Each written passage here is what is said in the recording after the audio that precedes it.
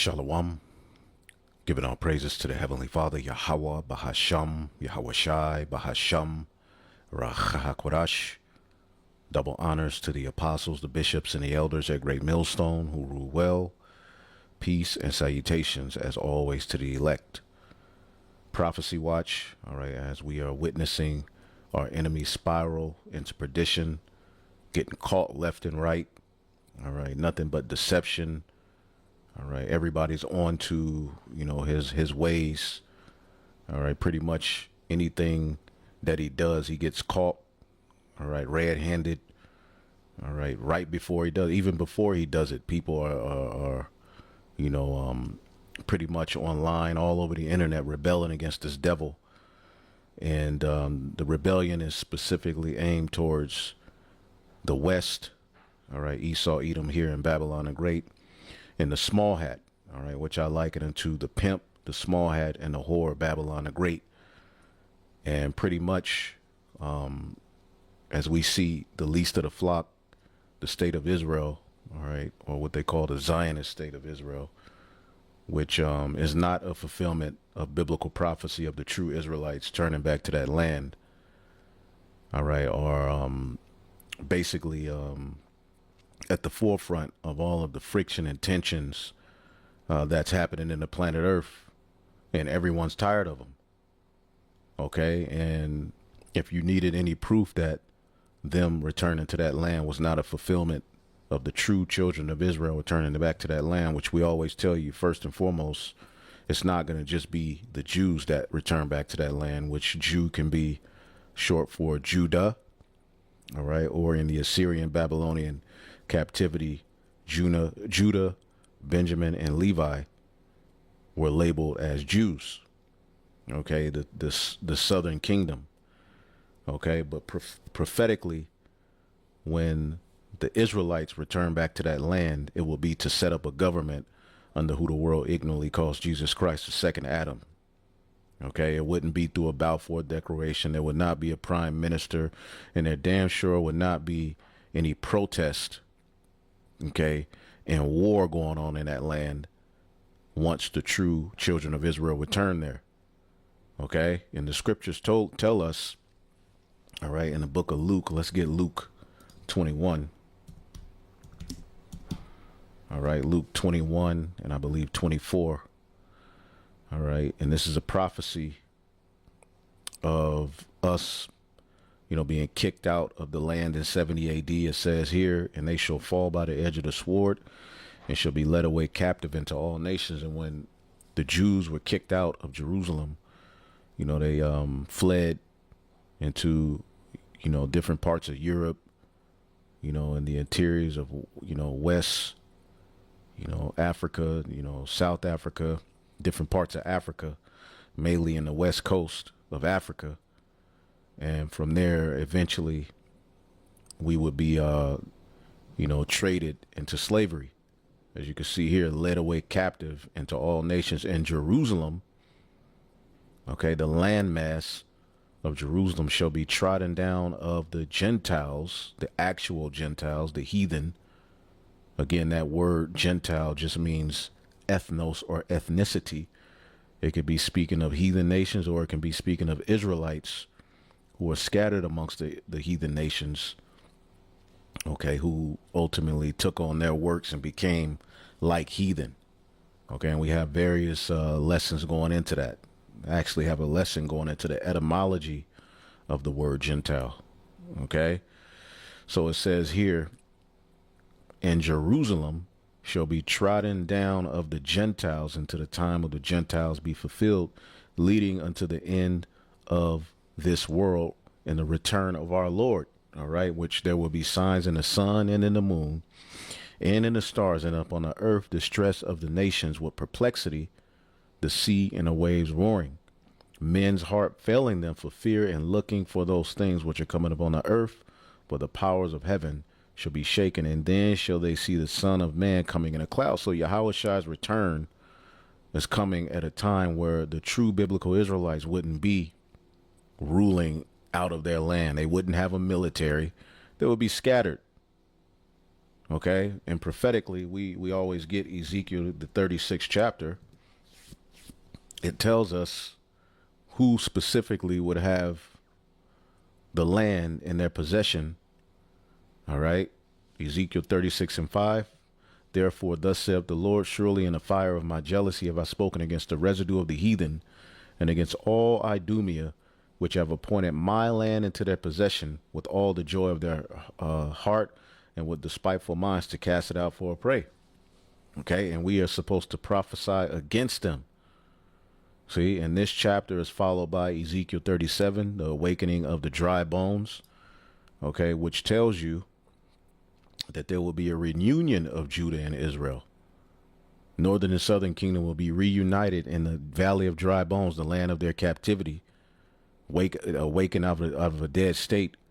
And then the Lord says here in verse 19, Ezekiel 37:19, said to them, thus said the Lord, behold, I will take the stick of Joseph, which is in the hand of Ephraim, and the tribes of Israel, his fellows, and I will put them with him, even with the stick of Judah, and make them one stick, and they shall be one in mine hand. Okay. In verse 21, and say unto them, thus said the Lord God, behold, I will take the children of Israel from among the heathen, whither they be gone, and I will gather them on every side and bring them into their own land. So this would happen through the Lord, not through their own means. See? And it will take the second coming of who the world ignorantly calls Jesus Christ to take place. All right. And we also know that there's going to be a great destruction in that land. Let's get Isaiah, the 14th chapter. Ezekiel, the 38th chapter. As a matter of fact, that would be perfect.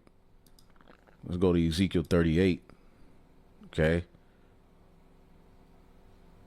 Verse 19, it says, for in my jealousy and in the fire of my wrath have I spoken.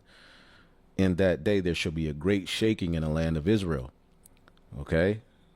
This is what's getting ready to happen. All right. Starting with Russia and all of the various different nations. Eventually, they're going to shoot missiles on the land of Israel, which is going to draw America in, and missiles are going to be shot on Babylon. That's what's being formulated through this war that we see. Okay. Now, again, things could eventually calm down. Right. But things are eventually going to heat up. All right. And this devil is at the point where he can't really look back because he only has but a short time. It says, so that the fishes of the sea and the fowls of the heaven and the beasts of the field and all the creeping things that creep upon the earth and all the men that are upon the face of the earth shall shake at my presence, and the mountains shall be thrown down, and they shall, and the steep places shall fall, and every wall shall fall to the ground. And I will call for a sword against him throughout all my mountains, said the Lord God. Every man's sword shall be against his brother. And ultimately it's going to lead to what? There's going to be a great shaking, a great destruction that's going to take place in the land of Israel. And it's going to be built back up. But prophetically, there's going to be a great destruction that takes place in that land. So them being in that land right now is not a fulfillment of the true biblical Israelites, returning to that land. Okay. And the Lord said there's going to be peace in that land. Right. We always get it. Micah 4:1. But in the last days it shall come to pass that the mountain of the house of the Lord shall be established in the top of the mountains. Mountains are symbolizing governments in the scriptures. And it shall be exalted above the hills, and the people shall flow unto it. And many nations shall come and say, come, let us go to the mountain of Yahweh and to the house of the God of Jacob, and he will teach us of his ways. That's not happening right now. And we will walk in his paths. That's not happening right now. For the law shall go forth of Zion. That's not happening right now. And a word of the Lord from Jerusalem. And he shall judge among many people and rebuke strong nations afar off. This is what Yahushua is going to do. And they shall beat their swords into plowshares and their spears into pruning hooks. Nation shall not lift up sword against nation, neither shall they learn war anymore. You see that? And right now we're living at a time where prophetically in the book of Joel, right? the nations are told to beat their swords, right? This is the book of Joel, chapter 3 and 9. Proclaim ye this among the Gentiles. Prepare war, wake up the mighty men. Let all the men of war draw near. Let them come up. Beat your plowshares into swords and your pruning hooks into spears, and let the weak say, I'm strong. This is happening right now, not the reversal. The reversal in the kingdom of heaven, when Israel's set up, is that nations, all right, will be disarmed. There won't be any need for military weapon.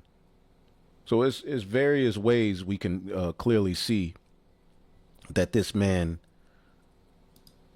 that's in that land right now is not fulfilling this prophecy. First of all, they've been going back and forth with the Palestinians for years. All right. The night that they established the state of Israel, there was a war. It was struck by Egypt, I believe. And, you know, it's been a war ever since. So we're living at a time where this man is being revealed, man. Okay. And there's a rebellion going on against this man. Hundreds of thousands of protesters gather in Tel Aviv to demand an end to Gaza war. And Tel Aviv has been, hit. Okay. And Tel Aviv is a very liberal. Here it is. You got Tel Aviv, known as Pink City, one of the hottest, GAYest cities in the world. All right. And the true biblical Israelites are over there in that land. The laws are supposed to go forth of Jerusalem. Okay. Let's just ask this. What is Tel Aviv known for?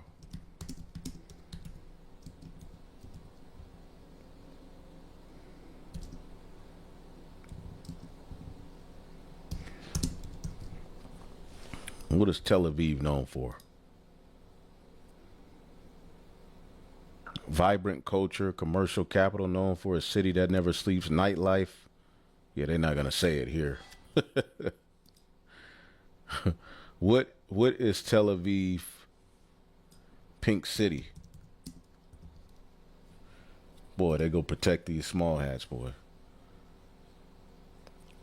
Refers to a branding of Tel Aviv, Israel as a top global ubiquitous community tourism designation, evolving from its traditional nickname, the White City, initiated by tourism officials in 2005. The gay capital of the Middle East.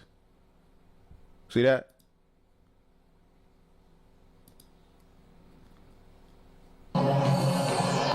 It's a weekday night in Tel Aviv, and this dance club is packed not only with gay Israelis, but also with international tourists. The buzzing seaside metropolis is one of the... Which has recently been crammed enter Tel Aviv and you're... This is Judah. Look at Judah. The gay dream. The government does cut... by promoting pinkwashing its alleged transgression, trying to burst that bubble. So, I mean, we ain't even got to get any more. Clearly, Jerusalem is being trodden down by actual Gentiles until the time of the Gentiles be fulfilled. So here it is. You have protesters gathering in Tel Aviv demanding an end to the Gaza war because it's starting to affect them. Okay? It's starting to affect them, man. Let's listen. Guess what? Hundreds of thousands of people, Jews in Israel, have turned on Benjamin Netanyahu. Hundreds of thousands are protesting his stupid war because they want his war to end, and they know he's the one extending it. He's the one standing in the way of the hostages being released and returned. He's the one. They know this. Hundreds of thousands of protesters gather in Tel Aviv to demand an end to the Gaza war. Wow. Yep, they're protesting because they want the government to stop killing all the people that their sons in the military want to sexually abuse. Anyway, so here's a little bit of the look at that protest. This is in Tel Aviv. Tens of thousands of Israelis have joined nationwide protests in one of the largest demonstrations in Israel since the fighting began. The day of nationwide protest aimed to pressure the government to halt the military campaign and bring the hostages home.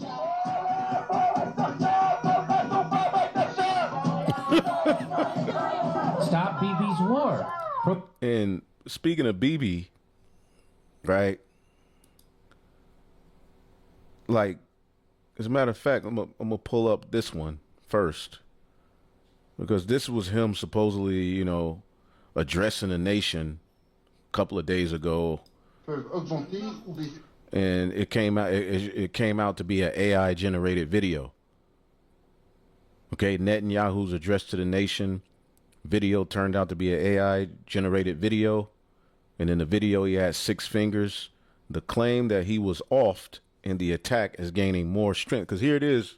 He's at the forefront of Babylon being involved in this mess, right? And he's just went silent.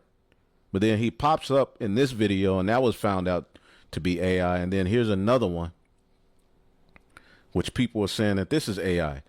And this is why this place got to go, because you never know. And to me, this looks like AI. All right, you know, with some of the AI videos, and some people, somebody, you know, put it in slow motion with the coffee, saying, "How did the coffee?" חוסר של אומרים ברשת שאתה בכלל מת? אני מת על קפה, אתה יודע מה? אני מת על העם שלי. איך הם מתנהגים, פנטסטי. אתה רוצה לספור את מספר אצבעות? אתה יכול להראות לנו? פה. My hands, this is me, but I ain't. It kind of looks like AI, but these are the times we live in with all of the deception and wickedness. Clearly, this is the man of sin, man.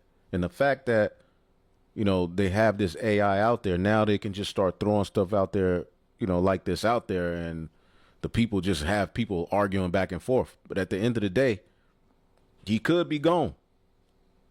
Okay, a lot of people, you know, strongly believe that he's gone. A lot of people strongly believe that this is AI. You be the judge. ראית? יפה מאוד.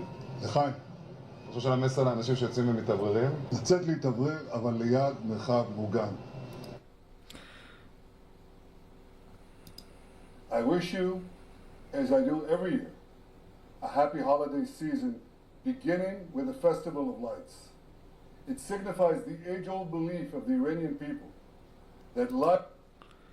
I don't know when this one was posted. This is the crowd gathered together for the funeral of 168 schoolgirls who were killed by Trump and Netanyahu. They did not do anything to America. And I think I got an article on that. Let's see. Yeah, this man is just he's out of his mind. Damn, I thought I had an article on it. Hold up.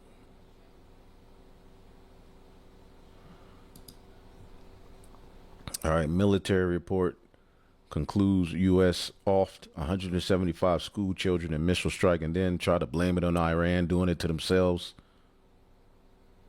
So, yeah, this man is he's through. But here it is, Netanyahu got, you know, America into this mess, and now he's going missing. But he pops up with these weird videos.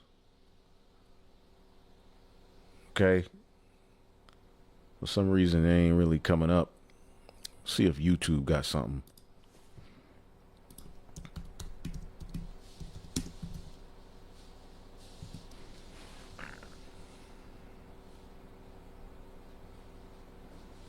Here's one. He got 6 fingers.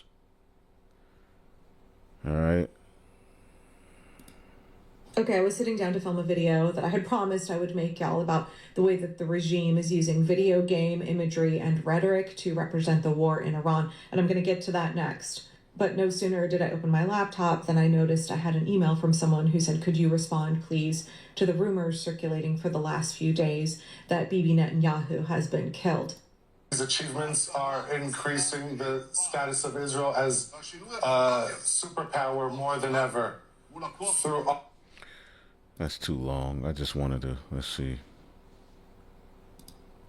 Is this video of Benjamin Netanyahu, now being dubbed Coffeegate, a deepfake?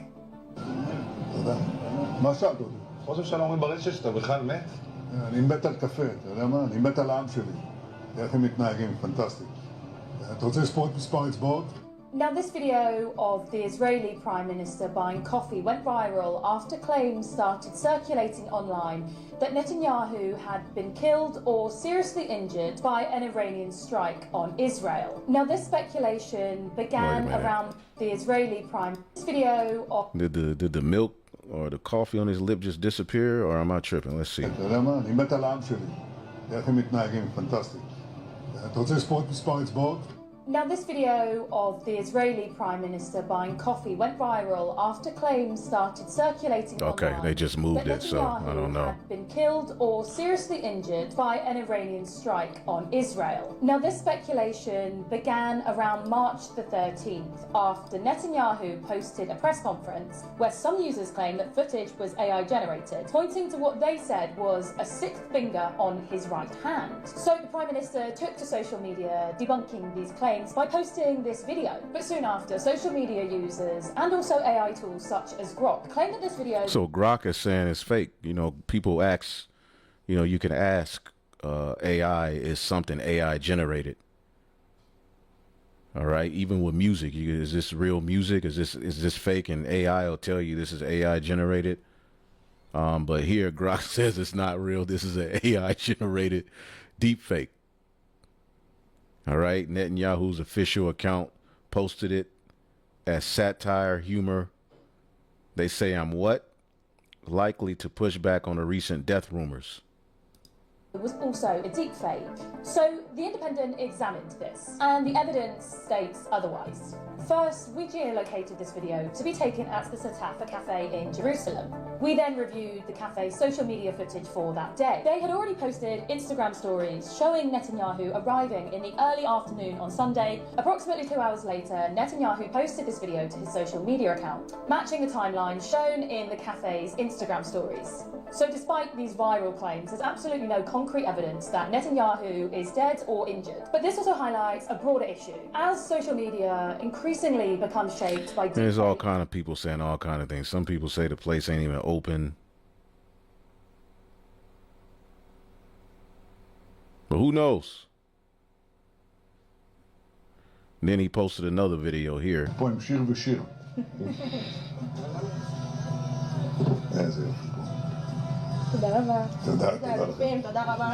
He sure is chilling for a man that got all of it, you know, because if he gets caught outside of Israel, pretty much he'll be in jail for war crimes, man. So this man is through. Who knows what the hell is going on with this man? Either way it goes, he's through. All of them are through. And where's Vocab Malone at? Protesters block roads outside Tel Aviv and Jerusalem. Oh, look, she spits on them. More than 30 protesters were arrested.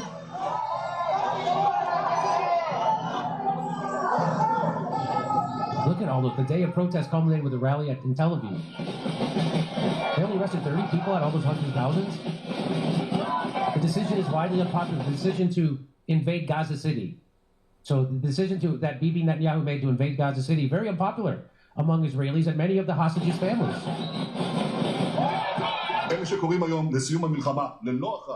Those who are calling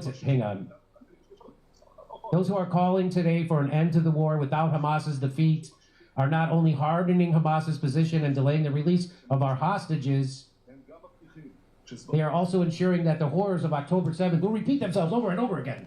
This is Netanyahu. Nobody believes him. Your own people have turned on you, Bibi. Stop Gaza and genocide. Look at this is really happening. Hundreds of thousands of people. Look at that. Wow. How come even Israelis are sick of the Gaza genocide, but not American Zionists? Huh. Isn't that wild? Wow. Now Bibi has to prove that he doesn't care about his own people more than he cares about the Palestinians. It's just that nobody's on his side anymore. Even the Jews in Israel are against him. Nobody anywhere on earth is on Benjamin Netanyahu's side, except people right here in America, of course. Wow. Netanyahu losing the Jews was not on my bingo card this decade, I'll tell you that. The Hostage and Missing Families Forum, the initiator of the day of protest, estimated that 500,000 people joined the demonstration in Tel Aviv, a figure not confirmed by the police. We demand a comprehensive and achievable agreement and an end to the war. said the mother of a hostage, leading figure in the protest movement. We demand. So this man is through. As a matter of fact, let's get the book of 2nd Esdras 9 in the GNT. He answered, "Consider all these things very carefully. When you see that some of the signs which I have told you have appeared, you will know that the time has come when the Most High will bring judgment on the world he has created. There will be earthquakes, national rebellions, international intrigues, unstable leaders, and confused rulers. When you see this happening, you will know, all right, that they are what the Most High God has spoken about since the beginning of creation. The beginning and the end of everything that happens in this world are clear. The same is true in the world above. Wonders and miracles show, all right, the beginnings of events, and mighty signs show how they end."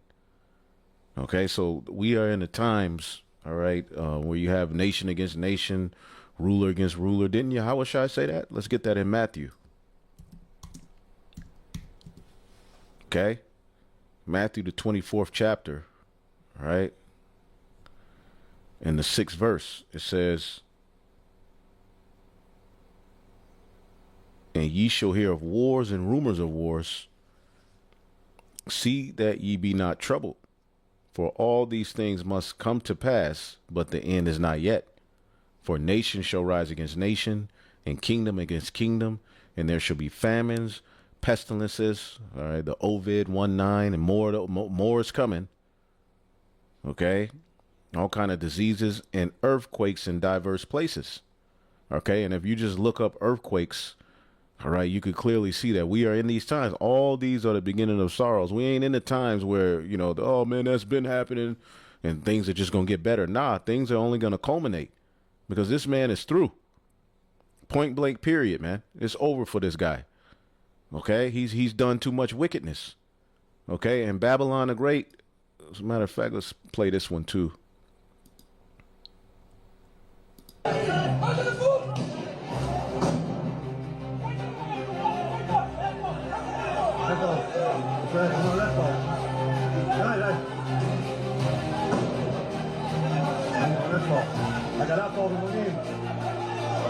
So you got Egyptian against Egyptian over in the land of Israel. Conflict between Torah good Jews, oh boy, and Talmudic satanic Jews has begun in Israel. Could Israel be headed towards civil war? Wow, that's interesting. This picture of Bibi Netanyahu is also interesting when you put it side by side. It's also interesting that Ghislaine Maxwell is now a teacher in prison, apparently. What the fuck is she teaching us? Anyways. What else? Oh, Bigfoot. The Bigfoot's real, apparently. Yeah, look at this. Yeah, there's been 6 sightings reported in Ohio. Wait a minute. Is E coming with that? Hold up.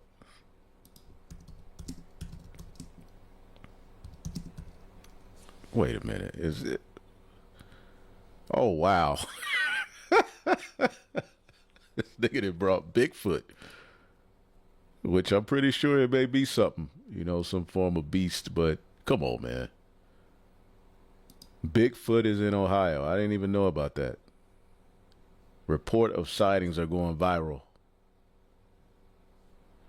Oh, man.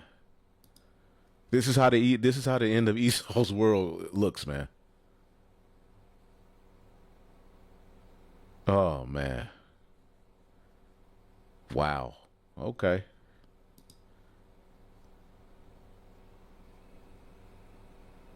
Several Bigfoot sightings reported. Oh, boy. Anyway. Let's go back.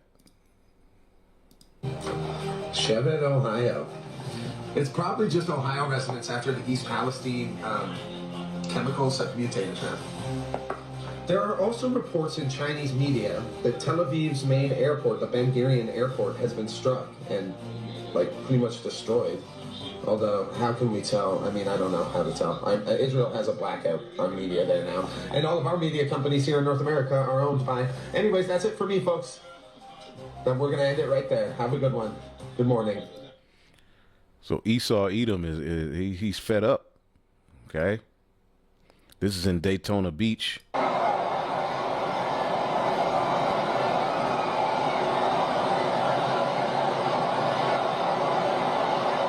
to shut this place down.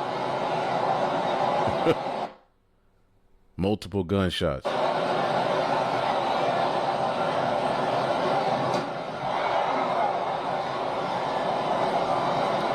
Yeah, this place is just about at its end, man.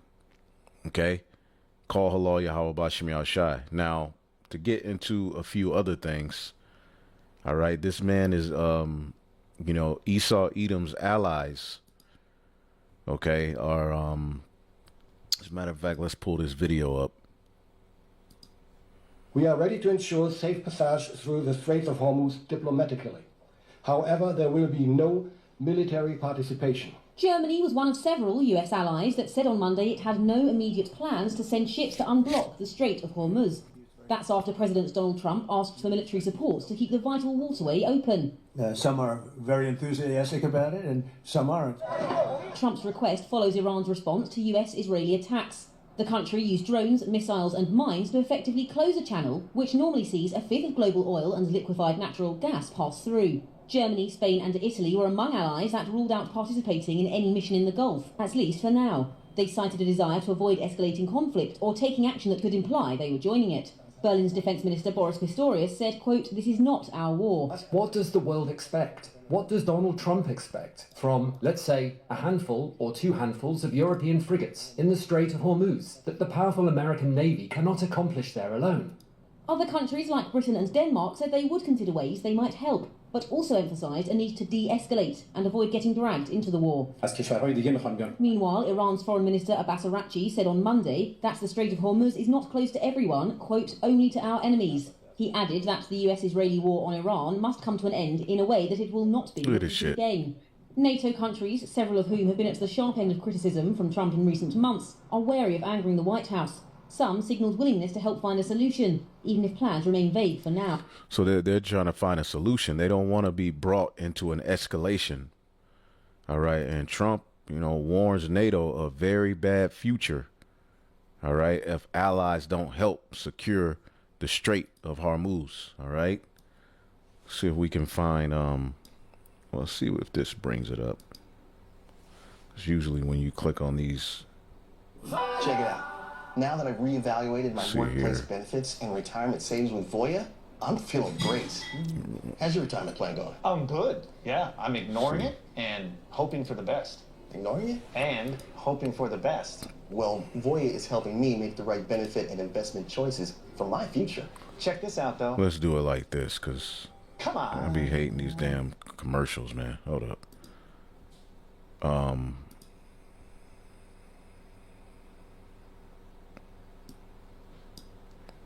So he's demanding them to help him. Several NATO member countries have rejected a suggestion from US President Donald Trump that the bloc should help Washington reopen the Strait of Hormuz. Mr. Trump warned of a very bad future for NATO if it did not lend support. British Prime Minister Keir Starmer instead said he would look at how a broader alliance, including Gulf partners, could assist in reopening the vital oil route. Week 3 of this war, and as Tehran's residents search through what's left after another US airstrike, other countries are searching for ways to tell the US leader they do not want to be drawn any further into this conflict, following Mr. Trump's assertion that it is up to NATO to help reopen the Strait of Hormuz. I mean, we have a situation which we did not provoke, which we don't cause at all. This war started without any consultations before. We can't be at every place to support a war which we didn't start. We are working with others to come up with a credible plan for the Strait of Hormuz to ensure that we can reopen shipping and passage. Because that strait being closed is causing global issues. And I was looking at something where Trump was like, I didn't expect them. Check this out. And power. Look what happened. In the last 2 weeks, they weren't supposed to go after all these other countries in the Middle East. Those missiles were set to go after them. So they hit Qatar, Saudi Arabia, UAE, Bahrain, All U.S. allies in that region.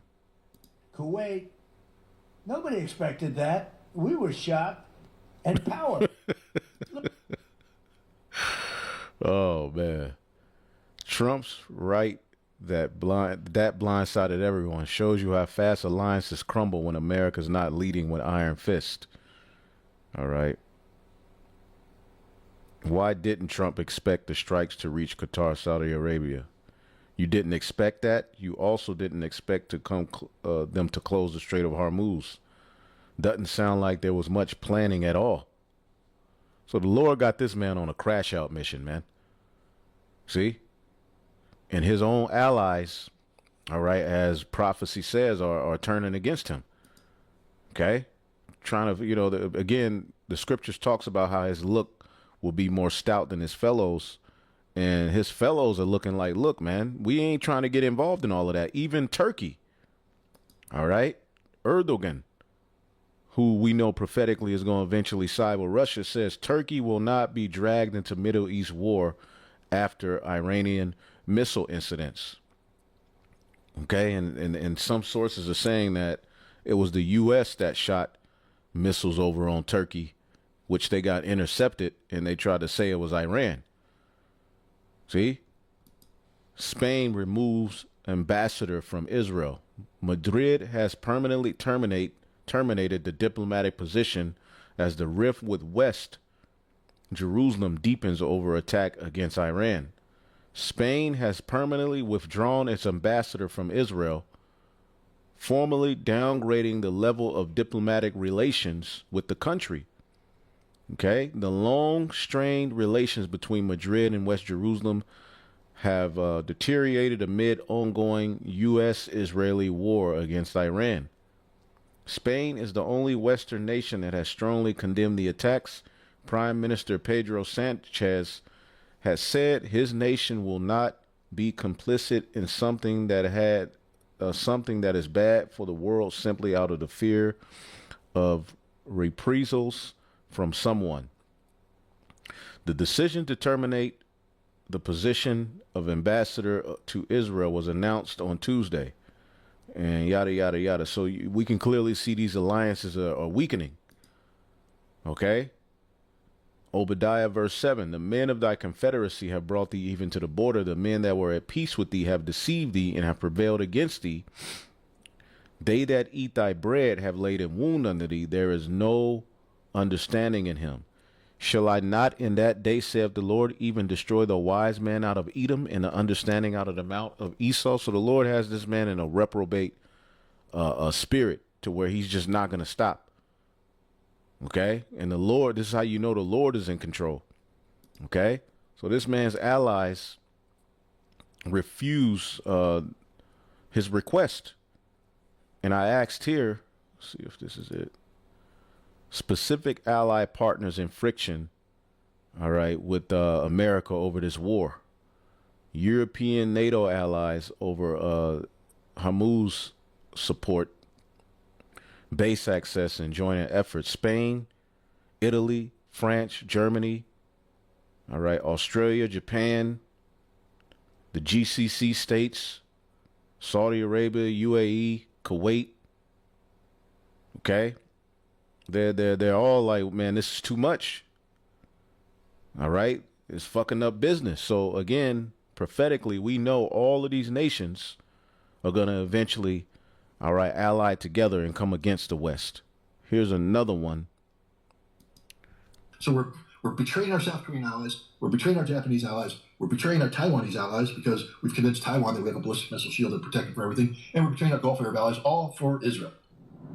See that? This is from antiwar.com. It says the U.S. is moving parts of its THAAD missile defense system from South Korea to the Middle East. It says that the subheadline is South Korea's president said he was against the move but could not fully oppose it. So can you tell me what that is about and what is the ramifications of that? Sure. Well, the THAAD is our upper tier anti-missile system for tactical defense. We put the THAAD in South Korea against the South Koreans' desires a couple years ago. because it's destabilizing. The Chinese said, please don't do it, because if you do it, we're going to have to reposition our missiles because we can't allow you to have an anti-ballistic missile capability that close to China. But we put it in there. So it's been a horribly destabilizing weapon that we then use to strong-arm the South Koreans and the Japanese into taking a harder line against North Korea and all this. So a lot of politics attached to this weapon. But all of our THAAD radars have been blown up by the Iranians in the Middle East. We don't have any left. And so we have a bunch of THAAD launchers out there. We have some THAAD missiles left, but we can't use them because we don't have any radars. And so we have gone into South Korea now, and that THAAD system we made them take that they didn't want to take, we're now taking away. And they're like, wait a minute. We changed everything about our defense posture, hinged on the fact that THAAD was here, part of our missile defense shield and all this stuff. And now you're taking it away without even telling us. And we're also taking away the advanced Patriot PAC-3s. And we're taking them for Israel. And the Gulf Arab states are sitting there going, hey, we're over here too. We're the ones who, stood by you all the way with about $2 billion worth of your stuff. And we've run through it all. So the stuff you're taking out of South Korea, you're going to bring to us, right? We get those missiles? Nope. Straight to Israel. So we're betraying our South Korean allies. We're betraying our Japanese allies. We're betraying our Taiwanese allies because we've convinced Taiwan that we have a ballistic missile shield and protected from everything. And we're betraying our Gulf Arab allies, all for Israel. And Israel, of course, had a whole bunch of these missiles, fired them, didn't shoot anything down.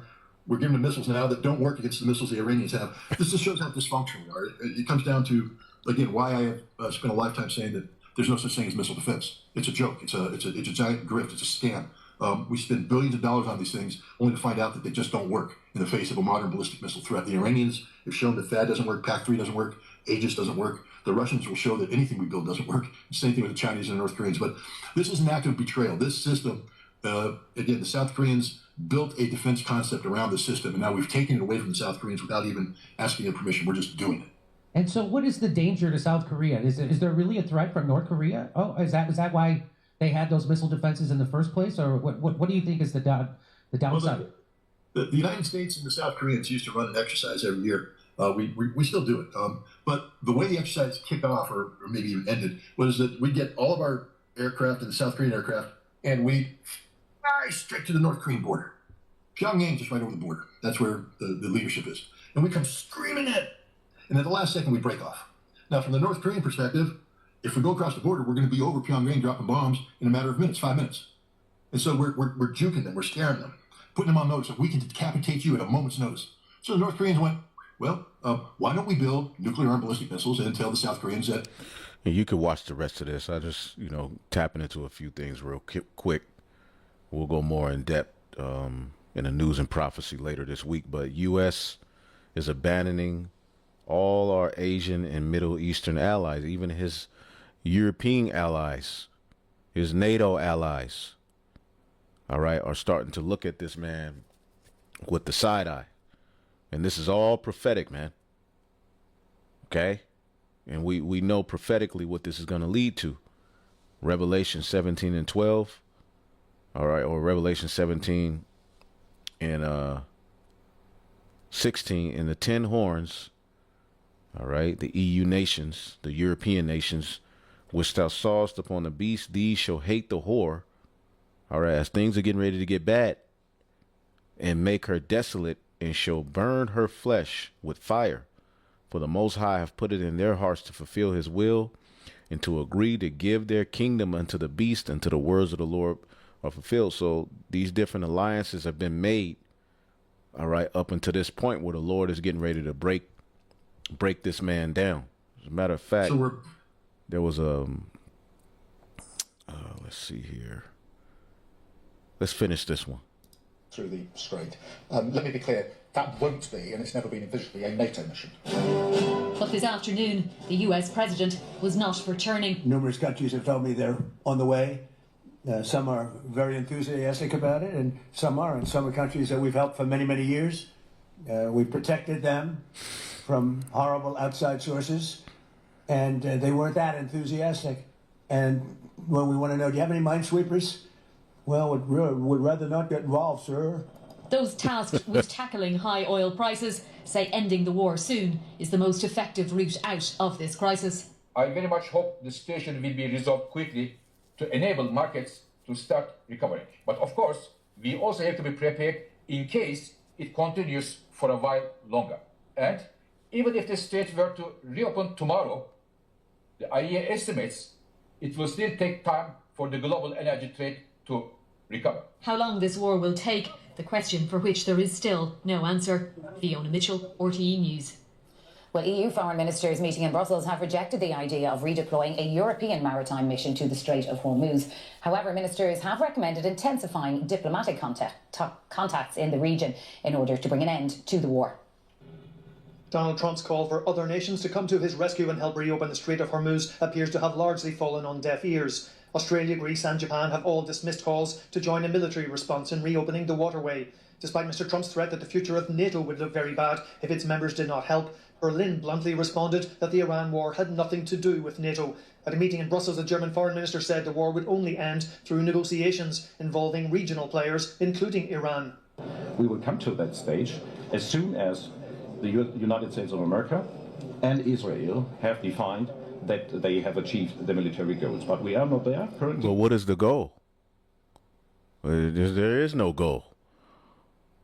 Okay, regime change. Okay, you took out the Ayatollah. What's the goal? What we expect from the United States and Israel to inform us, to include us into what they are doing there, and to tell us if these goals are achieved.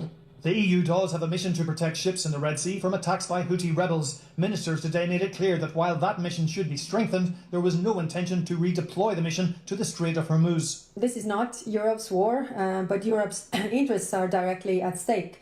As this war expands, the EU's priority remains the protection of our citizens. We have evacuated more than 30,000 from the region, many on the flights also funded and organized by the European Union.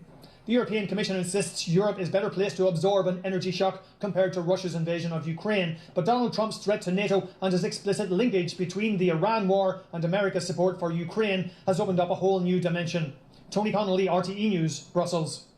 The Taoiseach Micheál Martin has been conducting his first full day of engagements in Washington, D.C. with a focus on business, trade and research. It comes ahead of his visit to the White House tomorrow for the traditional Shamrock ceremony. Well, let's speak to our Washington correspondent, Jackie Fox, who's there. Jackie, everything gearing up to that meeting tomorrow in the White House. So what will happen tomorrow? How will it run?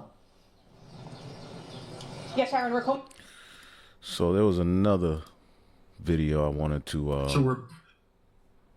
play. This everything, man. This priest brought out. Let me this is one of the videos he had here. Let's see here.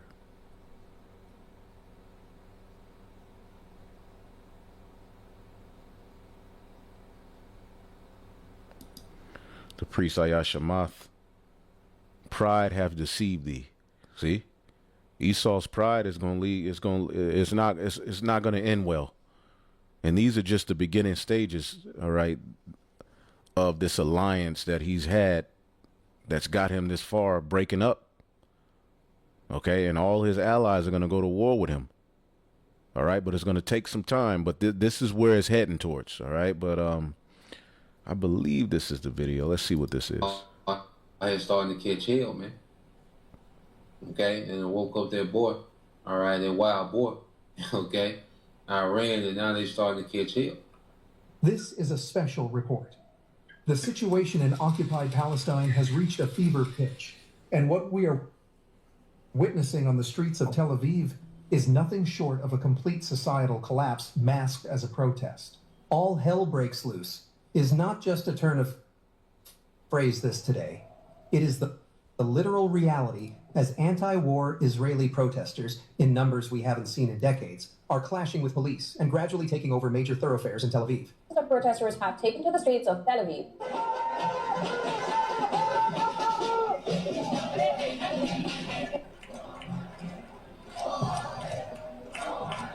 Through. But here is the kicker that exposes the raw, ugly hypocrisy of the settler colonial project. These protests are happening despite, or perhaps because of, the relentless and precise Iranian missile strikes that are sending the regime's war cabinet running for bunkers. We are now deep into what Iran's Revolutionary Guard has designated the 54th wave of Operation True Promise 4, and the battlefield geometry has shifted from the borderlands to the very heart of Israel's civilian infrastructure. While the Western media wants you to focus on the unrest, let's be very clear about what triggered this mass upheaval. Early this morning, Iran's military launched a coordinated and devastating strike using a combination of hypersonic Fatah missiles and destructive drones, targeting two specific and highly sensitive entities deep inside the occupied territories. The headquarters of the Lahav 433 Special Police Unit, often described as the Israeli FBI, and the Gilat Defense Satellite Communications Center. This wasn't random rocketry. This was a surgical decapitation of Israel's command and control architecture. Following up on earlier waves that destroyed infrastructure of the Northern Command and U.S. force assembly points, Iran has now made it clear that no Shin Bet office and no police station is safe. The sirens aren't just blaring every hour anymore. In some areas of Tel Aviv and Holon, the alerts are virtually continuous, making life utterly unbearable. There's a contract most retail traders have never heard of. It's called XSP. Yeah, you see,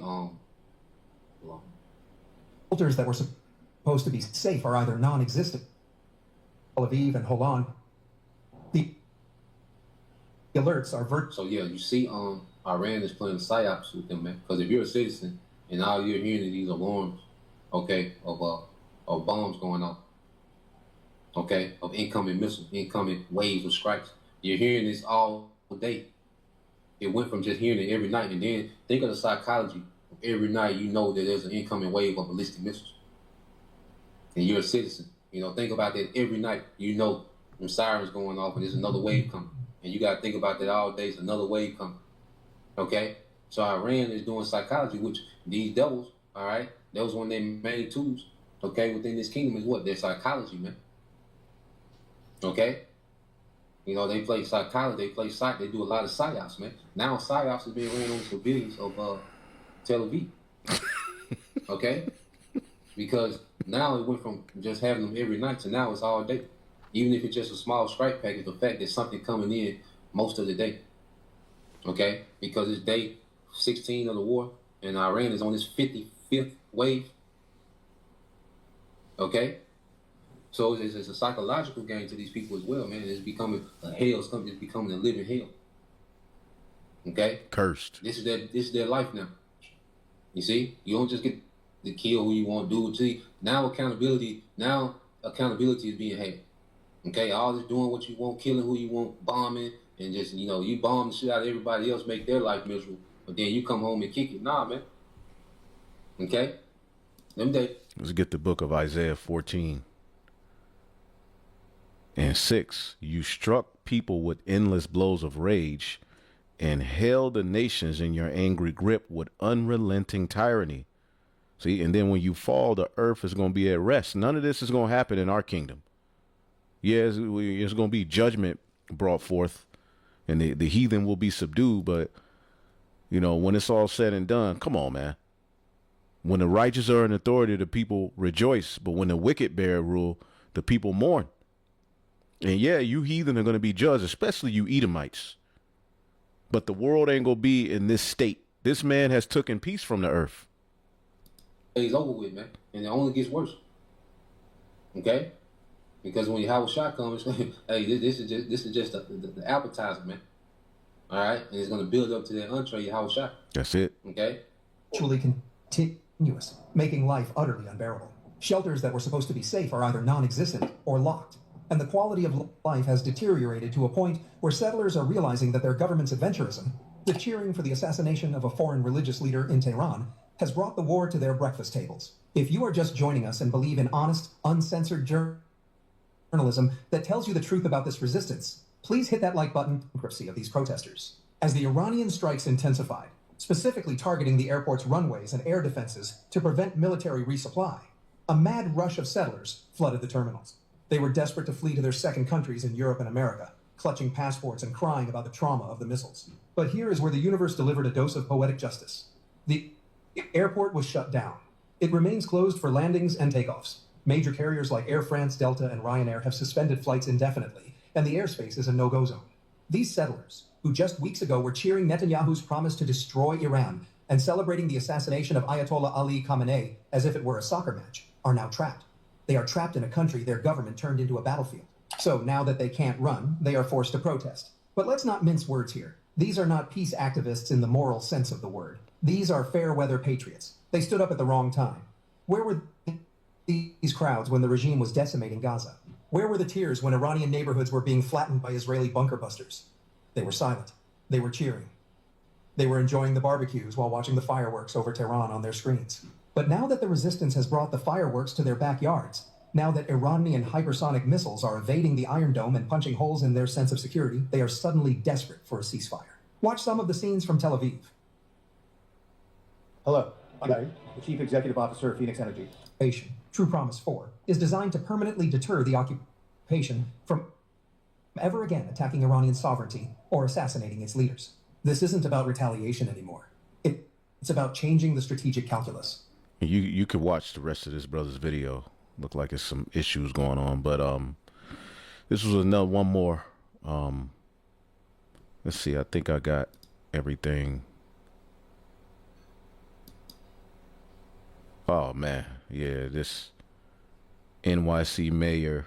He's a Muslim sitting here with a tranny.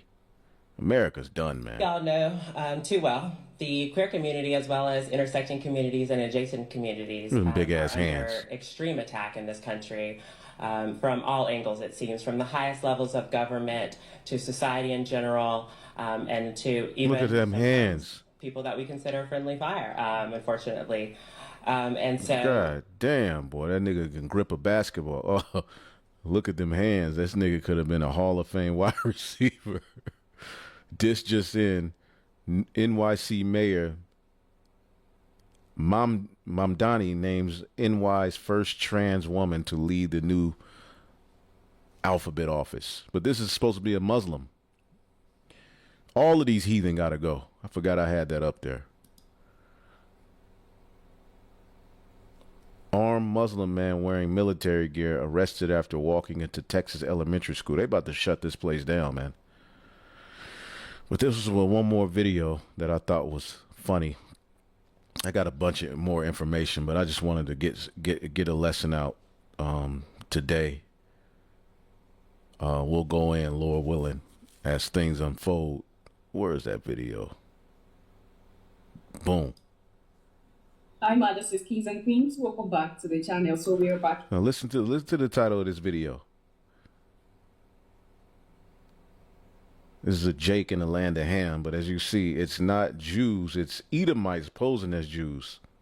White people just came to accept Putin exposure. Okay? See what this acts what this video is about. I haven't watched it yet, but I just saved it at the last minute.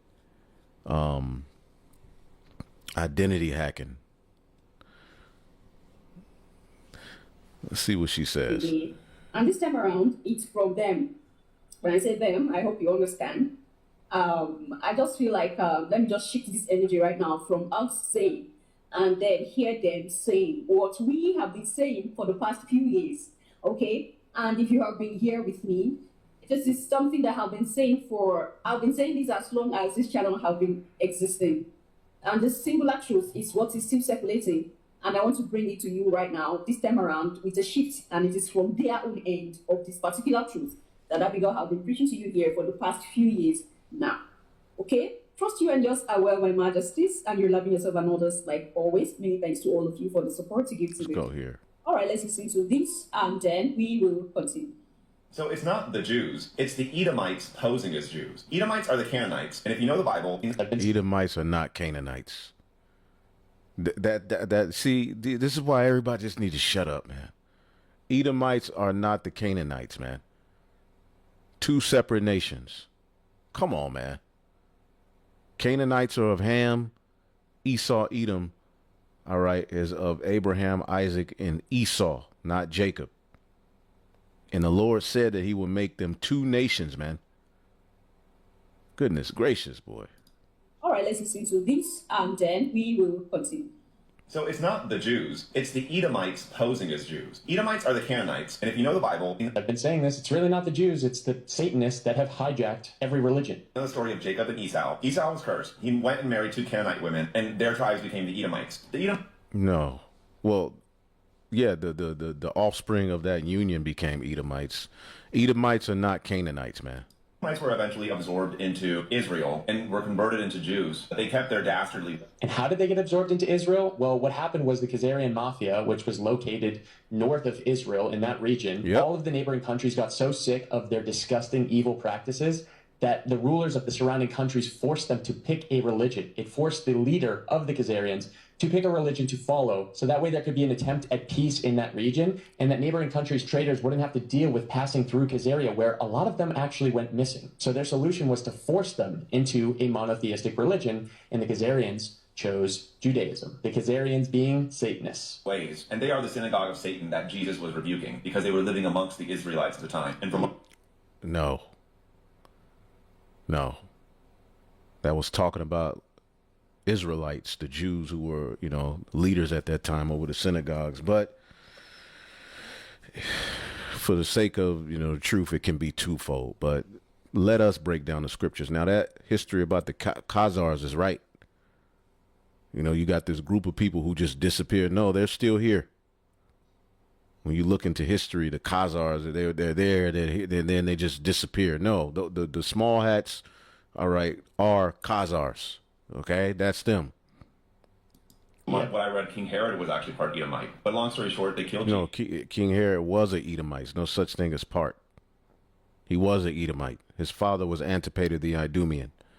But I'm going to just let him talk. It's just hard listening to, people represent the truth. It's hard to just keep going. Satanists. Ways, and they are the synagogue of Satan that Jesus was rebuking because they were living amongst the Israelites at the time. And from what I read, King Herod was actually part Edomite. But long story short, they killed Jesus. They killed the real Messiah. Their whole thing was about stealing back the blessing that Esau stole from Jacob. So they killed Christ and have been working with Satan to destroy the world. But in the Bible, it's written that the righteous tribes will rise and that God will destroy each and every one of them, and that the Edomites will go to live in the Holy Land, the fake Jews, the ones who worship the Star of Rapham, the six-pointed star that they have on their flag and have legitimized all of us via their psyops. The six-pointed star Jews, those are the Edomites posing as Jews. They're really just continuing the Canaanite practice of child sacrifice, satanic Baal worship, Moloch worship, all that nasty such Saturn worship, child eating, child blood drinking, child sacrifice, etc. And they're posing as Jews. And they are the ones that Jesus Christ called the synagogue of Satan. And so it's not the Jews. It's the Edomites posing as Jews. The Khazars, the Ashkenazis, the Canaanites, basically. They're not Canaanites, man.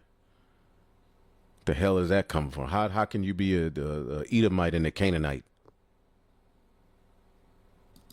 Migrated to Ukraine. But the good thing is, according to the Bible, we don't. Yep, Ukraine. That's a lot of small hats over in Ukraine. Why you think they're getting so much help from the United States? Need to do anything. God is going to smite each and every one of them. And he said he was going to do it when they return to Jerusalem, which they all are. And they're going to try to bring about a fake Messiah, but God's going to destroy each and every one of them. He said he's going to destroy the entire bloodline. Well, this is pretty dark, but it's the truth. These people have hijacked every major religion. It's not just Judaism, but I feel bad for the common Jew, the one that really knows nothing about this and is going about practicing the religion, but has been brainwashed by these Khazars, these synagogue of Satan, these false Jewish worshippers. They've brainwashed these Jews to take the blame for everything they're doing. And unfortunately, this brainwashing has really tainted the minds of a lot of Jews, a lot of people in Israel. And now they're paying the price because they made it seem like it was okay to go and take Palestine. They made it seem like it was okay to take over the entire Middle East for the Greater Israel Project because they're just God's people and it was promised to them 3,000 years ago. Well, the reality is God is a loving God. He would never kill children in his name. These Baal were... Oh, he wouldn't? Again, this is why the only people who should be breaking down the Bible is the prophets, man. They're killing these children in the name of Baal and Moloch, but they're posing as Jews. So if you're a true Jew, break free from these Zionists, break free from these Baal worshippers, and continue your connection with God. And if you're already doing that... And she needs to listen to the true prophets, man. We bring this information out the right way. These people ain't bringing it out the right way. Good for you. Your Majesties, I hope you picked what you needed to pick, and whatever does not serve you, you have repelled it out of you, right? Okay? So the information I want to bring you here is the fact that these people who are posing to be whatever are not what they are posing to be. That is my message. So whatever they say after that, that does not concern me, I have truly away. But there is a singular fact, a singular truth that I in particular, for those of you who have been here, have been talking about for the past few years now. It is what we are seeing today that they are attesting to, that yes, and this singular truth changes the foundation of a lot of things. Because if these people are not the real ones, that means the Yeshua never came from their line. And that is pushing me to another truth. And what is that truth? I told you here that the Bible is mixed with truth and lies, right? Okay, so when you truly want to connect the dots, when you read... See, all these people are through and off. The Bible is mixed with truth and lies. All right. Well, I'll go back and look at the Hebrew Israelites in the United States have been saying this for many years before Putin. Where did Putin say this at? Read the Bible and you read other books. I keep telling you here, if your base of argument against Abigail is just the Bible, then I think you need to do more, because my base of argument is not just the Bible. Whatever you see me go through, any document you see me read, I compare it to what I have read in the past. And what I have read in the past. See, all these people are confusing through. Even though certain people are coming to understandings. What did Putin say, though? I'm trying to figure out what did Putin say. Let's see if we can find it like this.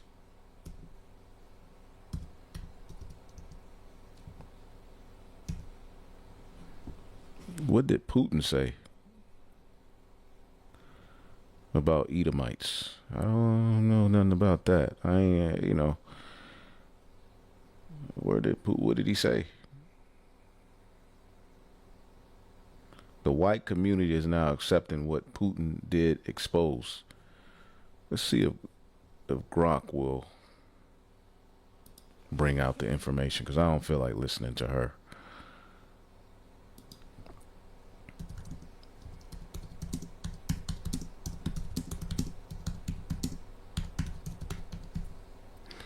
Did Putin ever call the Jews Edomites? Let's see. I never heard of that one. There is no credible evidence that.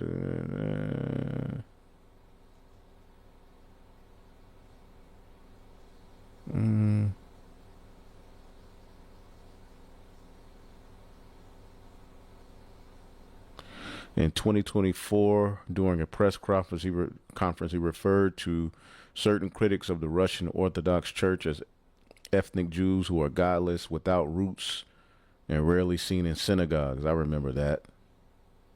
But I don't think he called them Edomites. He has reportedly highlighted Jewish heritage in contexts like Zelensky being Jewish, while accusing Ukraine of Nazism.